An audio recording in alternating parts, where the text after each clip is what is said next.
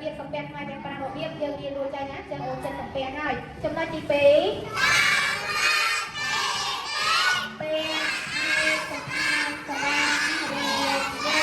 ចាចំណុចទី2ពេលឯកសណ្ឋានសាលារៀនយើងនឹងឯកសណ្ឋានសាលារៀនយើងមានចំនួន2ឈុតឯកសរនិងឯកដីឡាចាំពេលឲ្យត្រូវថ្ងៃផងចំណុចទី3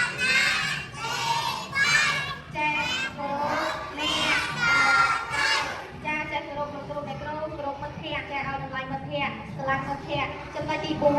ចា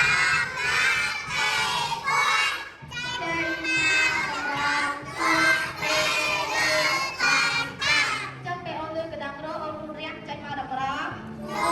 ចំណុចទី5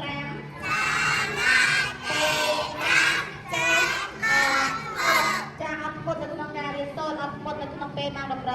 ជួចាអត់ពុតទៀតឯង